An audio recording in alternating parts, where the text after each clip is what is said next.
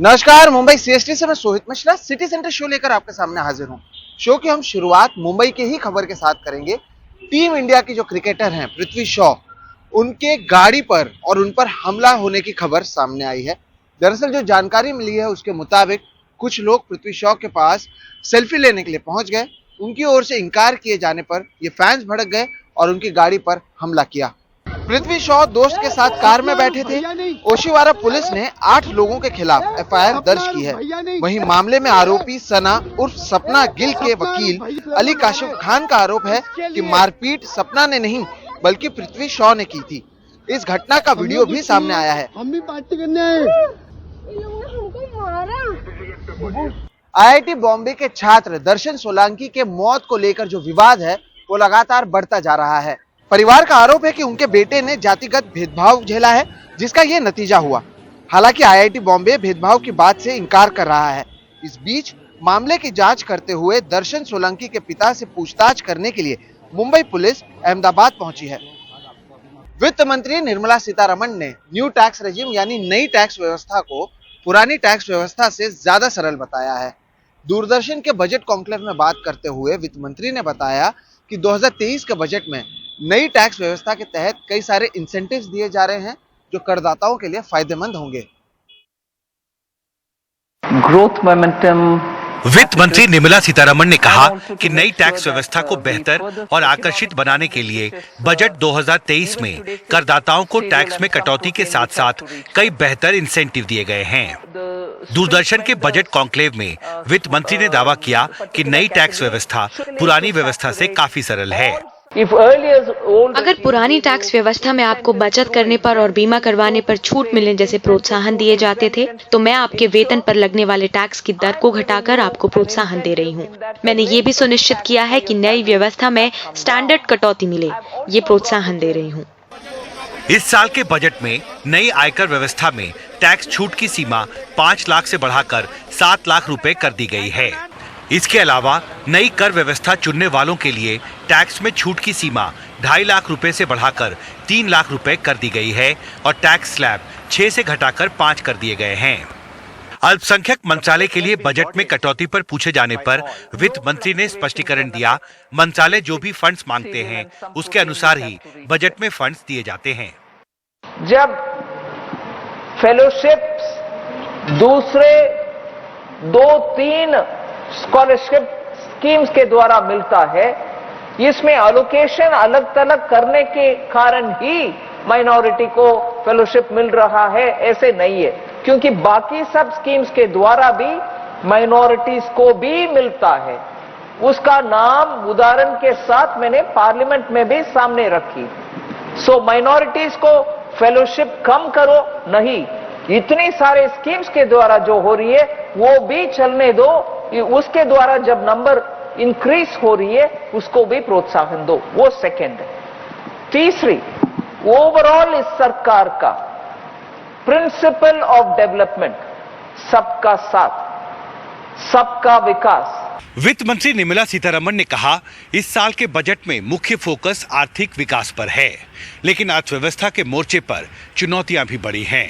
अंतर्राष्ट्रीय बाजार में कच्चे तेल और खाद की कीमतों को लेकर अनिश्चितता बनी हुई है और आने वाले समय में सरकार को किसी भी परिस्थिति से निपटने के लिए तैयार रहना होगा।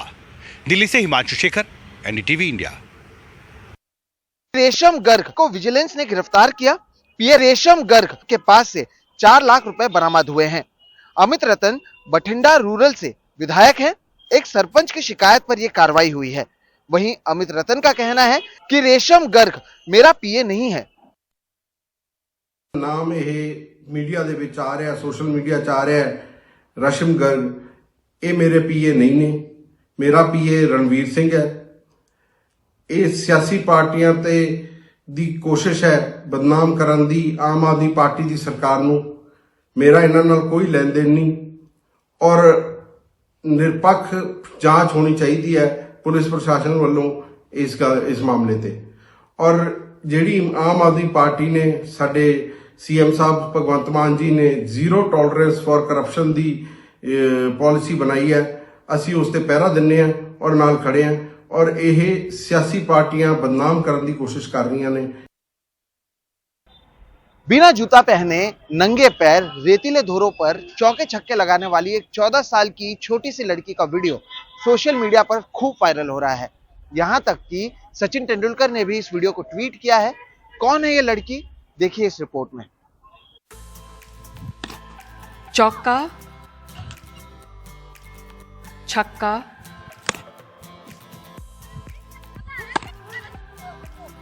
और लॉन्ग शॉट। बिना जूते या चप्पल या क्रिकेट गियर राजस्थान के रेतीले धोरों में बाड़मेर के एक छोटे से गांव में एक किसान की बेटी का ये वीडियो खूब वायरल हुआ है। यहां तक कि सचिन तेंदुलकर ने भी इसे ट्वीट किया है। धन्यवाद सचिन सर को। मूमल के परिवार में 7 बहनें और 2 भाई हैं। पिता किसान हैं। मूमल गांव के ही एक स्कूल में पढ़ती है। घर के काम में हाथ भी बटाती है।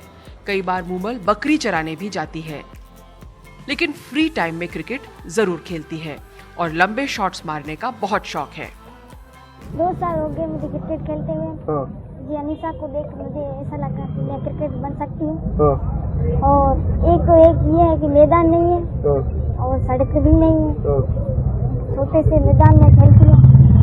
तो क्रिकेट में कौन सा खिलाड़ी है जो आपको मतलब सबसे पसंद है? सूर्य कुमार यादव। अच्छा, उसका क्या कारण? लंबे लंबे हिट सकता है, बहुत अच्छी स्टाइल है। इसका हुनर देख के गांव के शिक्षक ने इसे कोचिंग देना शुरू किया है। मूमल का वीडियो देख के कई संस्थाएं मदद के लिए सामने आई हैं।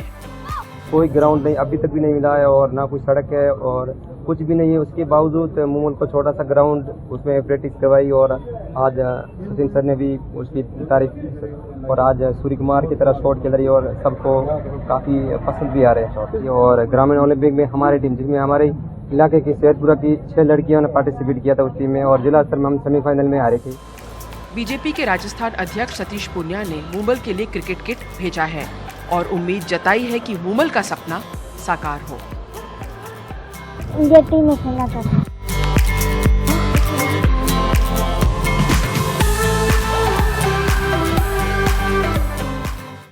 निक्की हत्याकांड मामले में पुलिस अब जगह जगह से सीसीटीवी जब्त करने के साथ ही आरोपी साहिल को उन तमाम जगहों पर साथ ले जा रही है जहां पर 10 फरवरी को निक्की और साहिल साथ साथ गए थे। परिमल कुमार की इस रिपोर्ट को देखिए। वो बोल रही थी मैं पीएचडी करके अपना प्रोफेसर बनना चाहती हूँ गवर्नमेंट कॉलेज में। हमें इस बारे में कुछ नहीं पता, वो लिव इन में रह रहे थे, क्या रह रहे थे, ये सब झूठ बोली जा रही है जी। हमारे को किसी पूरे परिवार को किसी को इस बारे में कोई नहीं पता कि लिव इन में रह रही थी या कुछ भी रह रही थी। ये सब झूठ बोली जा रही है। निक्की की हत्या से उसके पिता और परिवार के सपनों का भी कत्ल हो गया। माहौल गम का तो है ही, पर साहिल के साथ निक्की के लिव इन में रहने की दिल्ली पुलिस की थ्योरी पर परिवार गुस्से में भी है। अब आरोपी साहिल के लिए परिवार की मांग सख्त सजा की है। मैं यही बोलना चाहूँगा, मेरी बेटी को जिसने मारा है उसको कानून सजाए फांसी दे। दिल्ली पुलिस की क्राइम ब्रांच की टीम बुधवार को निक्की के उत्तम नगर में किराए वाले घर पर पहुंची और बिल्डिंग और इलाके के सीसीटीवी और डीवीआर को कब्जे में लिया।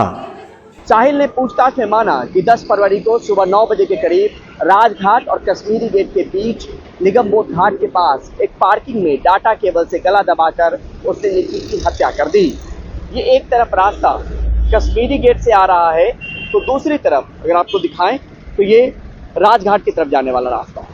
अब क्राइम ब्रांच की टीम इस इलाके के सीसीटीवी को भी खंगाल रही है और क्राइम सीन को कड़ी दर कड़ी जोड़ने की कोशिश में भी जुटी है। दिल्ली पुलिस को साहिल ने बताया कि 9 फरवरी को सगाई के बाद रात 1 बजे के आसपास वो अपने चचेरे भाई की वर्ना कार से घर से निकला। फिर उत्तम नगर में निक्की के किराए के फ्लैट पर गया। 3-4 घंटे वहां रुकने के बाद तड़के 5 बजे वह निक्की के साथ निकला। फिर दोनों निजामुद्दीन रेलवे स्टेशन गए। निक्की के पास गोवा की टिकट थी, लेकिन जब साहिल को गोवा का टिकट नहीं मिला तो फिर दोनों आनंद विहार की तरफ गए। वहां से जब उन्हें हिमाचल की बस नहीं मिली तो फिर दोनों राजघाट की तरफ होते हुए कश्मीरी गेट पहुंचे। 10 तारीख को ही साहिल की शादी थी, इसलिए परिवार वाले लगातार साहिल को फोन करने लगे, जिसके बाद साहिल ने घर जाने की बात कही और निक्की और साहिल के बीच झगड़ा हुआ और सुबह 9 बजे के आसपास साहिल ने निक्की की डेटा केबल से गला दबाकर हत्या कर दी और फिर निक्की की डेड बॉडी को उसने आगे की सीट पर ही लिटाया और बेल्ट लगाकर अपने मित्राव गांव ले जाकर सुबह 10:30-11 बजे के बीच अपने बंद ढाबे के फ्रिज में छिपा दिया। गिरफ्तारी के बाद बुधवार से आरोपी साहिल 5 दिन की पुलिस रिमांड पर है। गुरुवार को पुलिस साहिल को उन जगहों पर लेकर गई जहां हत्या के दिन वो निक्की के साथ गया था, ताकि पुख्ते तौर पर आरोपी के खिलाफ सबूत जुटाए जा सके। नई दिल्ली से मुकेश सिंह सेंगर के साथ परिमल कुमार, एनडीटीवी इंडिया। बेंगलुरु में चल रहे एयर शो में केवल विमानों का जलवा नहीं है, बल्कि ऐसे कई छोटे उपकरण और गैजेट हैं जो आने वाले दिनों में गांवों से लेकर शहरों का रूप और नक्शा बदल सकते हैं। बड़ी बात यह है कि ये सारे उपकरण भारत में ही बने हैं।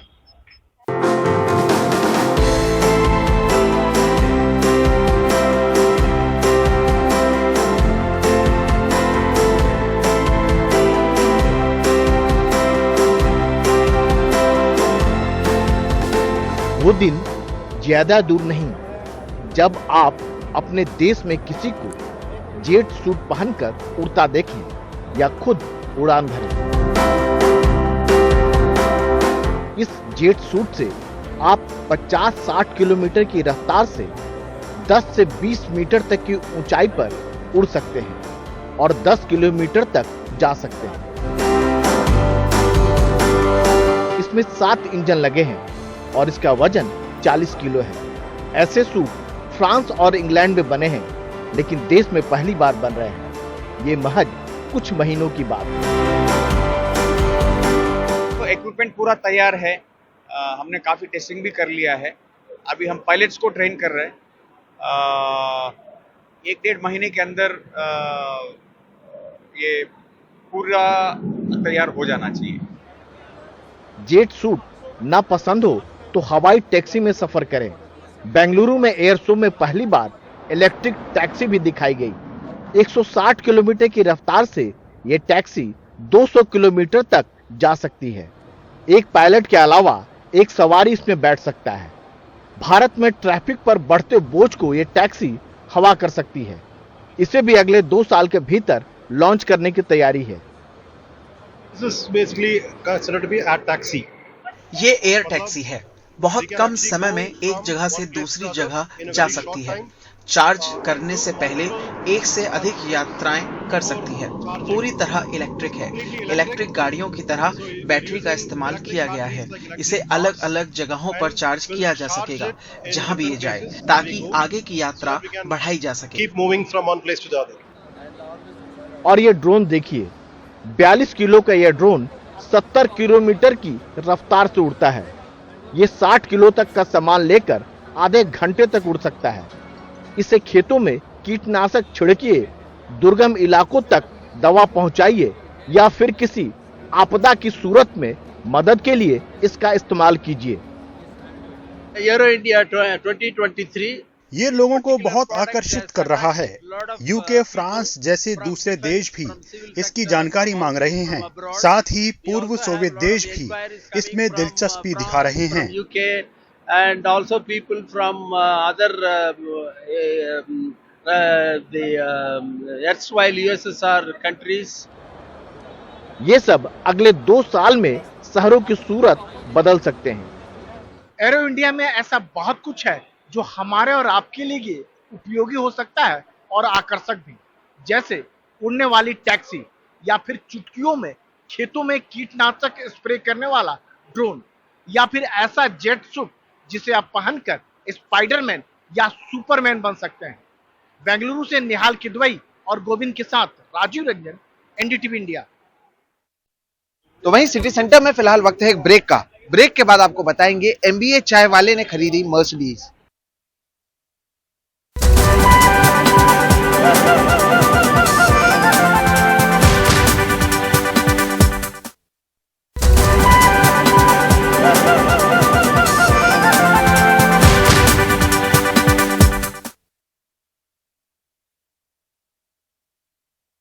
अभिनेत्री स्वरा भास्कर ने समाजवादी पार्टी के यूथ विंग के महाराष्ट्र प्रदेश अध्यक्ष फहाद अहमद से शादी कर ली है। अभिनेत्री स्वरा भास्कर ने अपनी शादी के बारे में आज सोशल मीडिया पर लोगों को बताया। स्वरा भास्कर ने कोर्ट मैरिज की है। वीडियो पोस्ट करके उन्होंने अपनी लव स्टोरी भी सुनाई। Everything that people advise heroin aspirants not to do. अगर नागरिकता साबित करेगी तो इस देश की पट्टी साबित करेगी। और हम वो लोग हैं जब पानी नहीं हुआ करता है, बंधु जो है मट्टी से कर लिया करते हैं।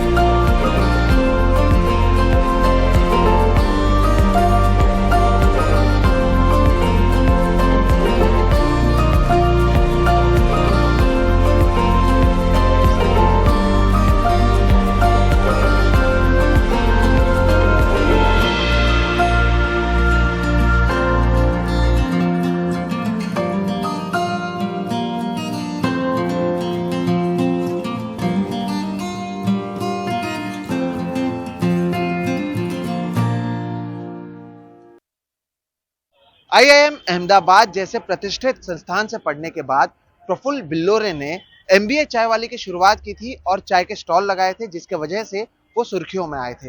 अब इन्होंने मर्सिडीज खरीदी है। प्रफुल्ल बिल्लोरे के देश भर में 200 से ज्यादा आउटलेट्स हैं। कभी एक सामान्य सा जीवन जीने वाले प्रफुल्ल के पास अब बहुत पैसा है और हाल ही में उन्होंने नई मर्सिडीज बेंज GLE खरीदी है। अपने इंस्टाग्राम पर उन्होंने इस नई गाड़ी का वीडियो भी शेयर किया है। तो वहीं सिटी सेंटर में आज फिलहाल इतना ही। आप मुझे, मेरे वीडियो जर्नलिस्ट अल्ताफ और हमारी पूरी टीम को दीजिए इजाजत। देश और दुनिया की बाकी खबरों के लिए आप देखते रहिए सिर्फ NDTV इंडिया। नमस्कार।